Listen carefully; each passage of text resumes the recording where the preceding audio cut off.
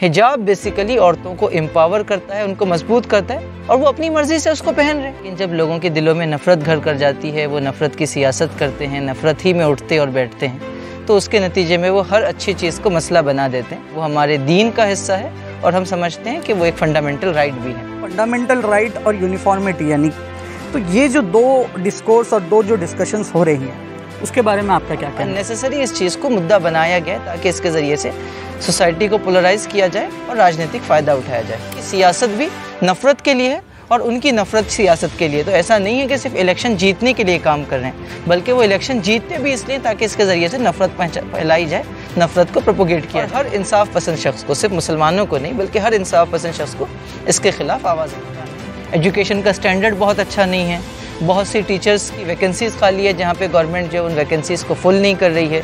बहुत अच्छा इंफ्रास्ट्रक्चर मौजूद नहीं है, क्वालिटी एजुकेशन मौजूद नहीं है। 2 साल में पेंडेमिक के नतीजे में बदतरीन तौर पर एजुकेशन का लॉस हुआ। अब होना ये चाहिए था कि उन सब चीज़ों पर चर्चा हो कि 2 साल से पेंडेमिक में जो लॉस हुआ।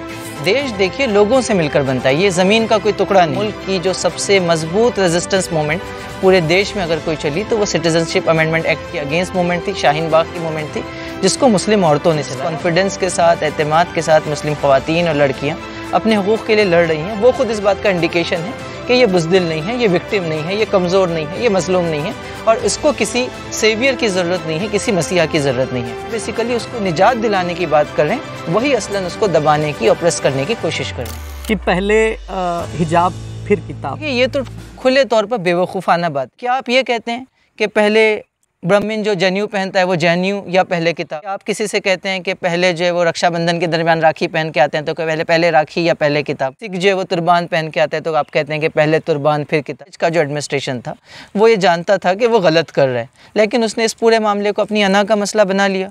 उसकी वजह से भी ये प्रॉब्लम क्रिएट हुआ। आप अपने खुदा का नाम दूसरों से नफ़रत के इजहार के लिए यूज़ करते हैं तो बेसिकली आप दूसरे को छोटा नहीं करते, अपने आप को और अपने खुदा को छोटा कर लेते हैं। मुस्लिम लड़कियाँ बुर्का किसी और को जलाने के लिए तो नहीं पहनती, किसी और की दुश्मनी में नहीं पहनती। तो मैं तो समझता हूँ कि ये बेसिकली मोरल बैंकरप्सी की निशानी है, एक मोरल क्राइसिस की निशानी है, आइडेंटिटी क्राइसिस की निशानी है। ये सिर्फ मुसलमानों के लिए नुकसानदा नहीं है, बल्कि उससे ज़्यादा हम ये खुलकर कहते हैं कि ये मेजॉरिटी कम्युनिटी के लिए नुकसानदा। वो अपने पूरे मज़हब को जो है वो, उनके मज़हब को कुछ लोग जो है वो सिर्फ नफ़रत के प्रचार और प्रसार के लिए इस्तेमाल कर रहे हैं। ऐसे लोगों से जो है वो अपने मज़हब की आज़ादी के लिए उनको संघर्ष करना चाहिए और इस बात की कोशिश करनी चाहिए कि मज़हब का इस्तेमाल वो जिन देवी देवताओं को भी मानते हैं, जिन खुदाओं को भी मानते हैं, जिस धर्म को भी मानते हैं, उसका इस्तेमाल मोहब्बत के प्रचार और प्रसार के लिए हो, दूसरों से नफ़रत करने के लिए नहीं हो।